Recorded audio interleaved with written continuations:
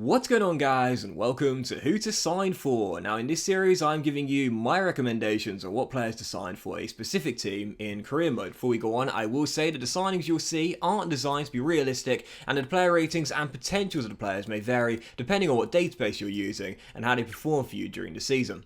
Obviously you don't have to follow all the tips. This is really just a set of guidelines to give you a hand if you're stuck for ideas and want some suggestions on what players sign for a certain club. This is mainly aimed at those who are out there who are new to the game, which need a little bit of advice, or for those who are out there who want a few recommendations on what players to sign for a team that you may be using in career mode this year. And in today's episode of Who to Sign For, guys, well, in my last episode I did their rivals. It's only fair I do them now. Yes, Sheffield United of Brammal Lane, the championship side who last season, like their local rival Sheffield Wednesday, got to the playoff semis of their division in the Football League, but came up short to the eventual winners, Nottingham Forest. Yeah, very heartbreaking season for fans of both Sheffield clubs this season.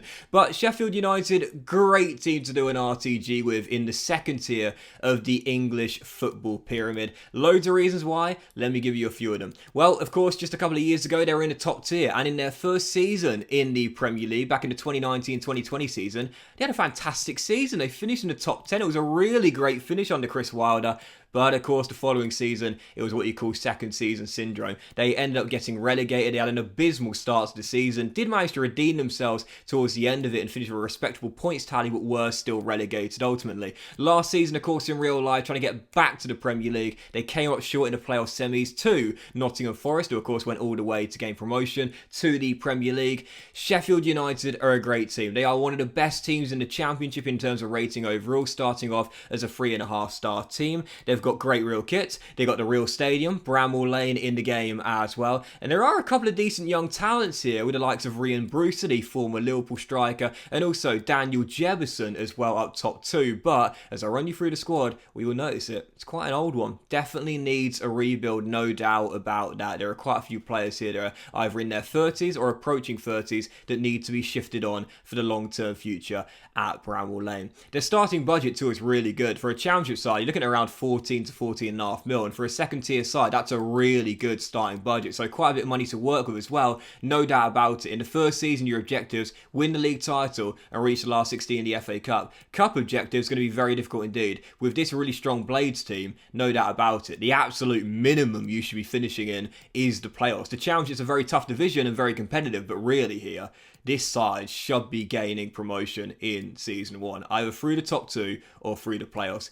But several players I'd recommend selling though. I said a moment ago there, you will notice that whilst there are a couple of decent young talents in the likes of Brewster and Jefferson, for the most part, it's an old team, and it does need to get much younger as well. We recalled Max Lowe, as you would have seen. He's more than good enough to be a starting left-back in this team, and also changed Ben Osborne's position from left-back to CM as well. I would recommend selling most of those players, if not all of them, in their 30s. One player would be Ender Stevens. We were going to sell him to Trabzonspor in Turkey for 2 mil. And in terms of signings with the Blades, what position you want to look to strengthen? I mentioned a moment ago there, this is one of the strongest teams in the Championship, 3.5-star. But where can it get better? Up top, no doubt about it. Yes, you got the legend Billy Sharp. Every Football League fan will always love Billy Sharp, regardless of who you support. You got David McGoldrick, you got Ollie McBurney, you got the youngsters Brewster and Jefferson.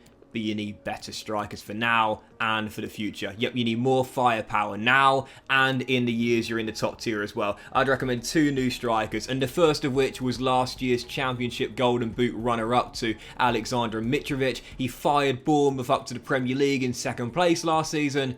I'd bring him to Bramall Lane. Yep, you can get him for under the valuation at around 5 to 5.5 mil, which is an absolute steal for this guy.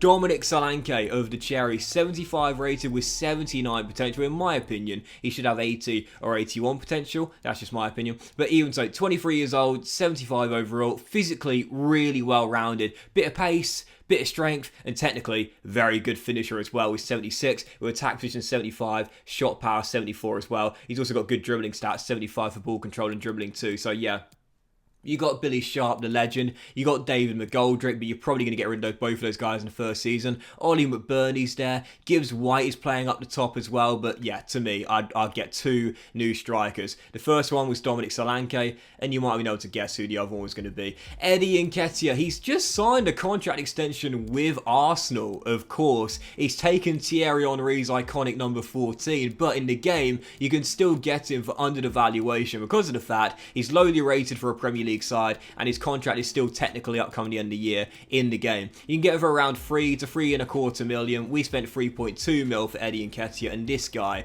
would absolutely dominate the championship. He starts off 72 rated, and just like Solanke, I do personally believe he should be a little bit higher rated with a little bit higher potential as well. I think to me Nketiah should be 73 overall, 80 potential, or maybe 74, 81 if you're feeling a bit more generous, but no doubt about it, he's a really good young striker, and for the championship, he would do so well in the second tier of the English football pyramid. 72 overall, 22 years old, and he's also got 79 potential as well. So yeah, you know, in the first season, he'll start in the championship for basically any championship team, and he's got potential to be really good for the future as well, and still be starting when you're in the Premier League too. So yeah, I'd definitely recommend two new strikers. The two I'd recommend, Nketiah and Solanke. I also would recommend a new midfielder though. The Blades of course play a 3-man midfield, and ordinarily you've got John Fleck, Oliver Norwood and Sander Berger as part of the midfield trio, or Conor Hourihane, who of course is on loan here. But I would recommend a new central midfielder, and this guy, man, I've talked about it before. I really do feel as though there's no one better in this game as a versatile utility budget player. I stand by it. I don't think there's anyone in this game that is a better utility player that's available on a cut price deal. You know who he is, because I signed him in half my Who to Sign For episodes. It's Bazoa of Vitesse. Now, he started off as a centre-back, but his contract's not coming at the end of the year, so you can get in front of the valuation. We spent 7.5 mil plus Billy Sharp, who's now going to the Eredivisie to bang him in the Netherlands. But this guy, he's unbelievable. I mean, I drool over this guy every time I look at his stats, because if you want to play him as a centre-back where he's listed as, you can do that. Just get his low defensive work rate up from low to high, and there you go, he'll do alright. But to me, this guy could literally play anywhere on the pitch. Up top, wing back, winger, centre half, centre mid. Play him wherever, man. He's the ultimate utility player. And again, you can get him for a really cut price deal. 7.5 mil plus Billy Sharp is what we paid. And again, whilst he could be a starting centre half in this team in your back five, I personally would phase him further up the pitch, drop John Fleck to the bench, and have him through the heart in the middle. He's got incredible stats, he really does, and he can play anywhere on the pitch. He's unbelievable. You'd also see as well, we sold David McGoldrick here to Belgium too. Once again, a starting striker in the Championship right now, he'd do the job. But, of course, we're thinking of the future. He's in his 30s now. I would sell from the very first season. We've got 1.2 mil from KRC Genk. And we also sold Chris Basham as well. Tough to sell this guy. A bit of a fan favourite with the Blades, of course. But 33 years old, 74 rated. Once again, in the first season, a 74 rated centre-half in the Championship is one of the best there is. But you're not thinking about Season 1. You're thinking about Season 3, Season 4, Season 5, when you're in the top tier and challenging, if not already in Europe. So we're going to sell him to Besiktas as well. You can get over the valuation for Chris Basham too, despite the fact he is in his 30s. We've got 2.25 mil from Besiktas as well, which isn't a bad deal to be fair. A 33-year-old centre-half. He's going to decline quickly in the very first season. So after those sales of Basham and McGoldrick, plus a little bit of money we got from the season tickets as well, there was around 4.25 million remaining, and that gave us just about enough money to pick up one final signing. After we sold Chris Basham, we would want someone to replace him through the heart of the defence. Again, if you want to play Bazoa there, you can, but I think you'd be wasted as a centre-half. You'd be much better phased up further in the pitch through the heart of the midfield as part of your midfield trio. I'd recommend bringing in his teammate from Vitesse as well. Vitesse have got a couple of great young players, their deals that come at the end of the year, and we're going to sign them both. Yep, Bazoa to play through the middle, and also Danilo Doki as well, the young centre-half, 23 years old, but 74 rated, so the exact same rating as Basham, but a decade younger, and we're going to spend an extra 2 mil to get him as well. Yep, the deal in the end was 4.25 mil mil to prize him away from Arnhem to come to Sheffield. And again, 74 overall starting ability, but he's got 80 potential, just like Bizarre as well. So in this back five with the Blades, he'll be a starting centre half, and he could be that way for at least the first 3 or 4 years at Brammal Lane. Solid pickup again for a really cheap deal of just £4.25 million. I really rate both Doki and Bizarre in this game. I'll tell you what, Vitesse will be a pretty fun career mode to do, to be honest, if you want to do something completely different. But even so with the Blades, as you will see, we spent practically all of our pennies in Season 1 and definitely improved the first team.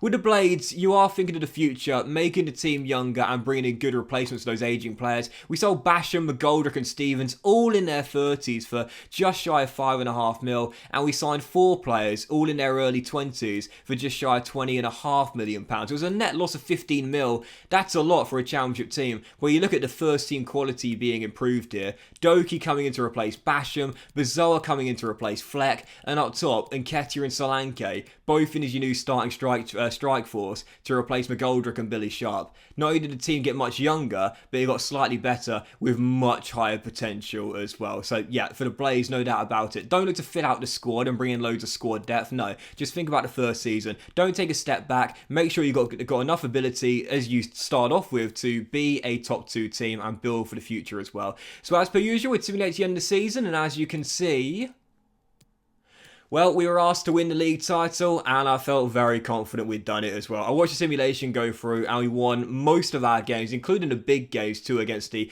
top teams like Bournemouth and Fulham, for example. And as you'll see, we did indeed win the league title. 29 wins in 46 games, top scorers of the division, so Solanke and Nketiah paying for themselves. 11 points clear of Bournemouth and 12 clear of Preston in the playoffs as well. So job done for the Blades. And again, in the first season, because you are a recently relegated Premier League side and you're a 3.5 star team, ultimately the absolute lowest you should be finishing in is the playoffs. If you fail to get in the top 6, it's been a really bad season, no doubt about it.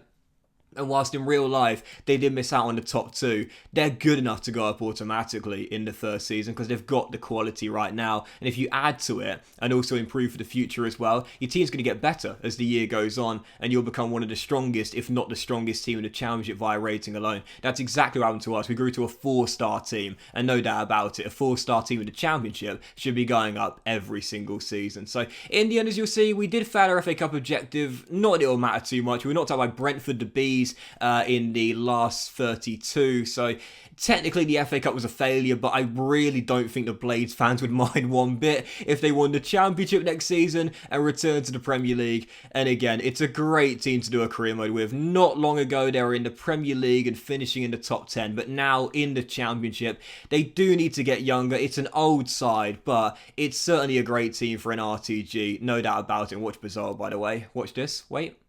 Oh, guys, sign this guy. What a budget bargain he is, man. He's the best budget bargain player in FIFA 22. Stand by it. Bold statement. Stand by it. Bizarre is unbelievable, man. Grew to 83 overall after that position change. I've said it before and I'll say it again. He can play centre half. But he'd be wasted there, man. Push him further up the pitch. But yeah, it's a great team, though. You got the famous old Steel City rivalry with Sheffield Wednesday at Hillsborough in League One. You're a side that are desperate to get back to the top tier and get European football to Brammal Lane as well. It might take you 3 or 4 years to do that, but no doubt about it. It's a side in the first season should be going up to the Premier League. So from season 2 onwards, you really should be playing Premier League football once again. You got the real stadium. You got lovely kit. You'd have strong rivalries with several clubs in the north of England once you get back to the top tier as well, and you got a really good starting budget for season 1 in the Championship with 15 mil as well. Definitely worth a go, Sheffield United. If you're looking for an RTG in the Football League but don't want to start any lower than the Championship and you've got aims of playing Premier League football from season 2 onwards, Sheffield United are one of the absolute best teams to use, no doubt about that. But that will end today's episode of Who to Sign For, guys. Big thank you for watching. If you have enjoyed it, if you have, then please do drop a like. Much love to you all. Have a fantastic day, and I will see you for the next episode of Who to Sign For very soon.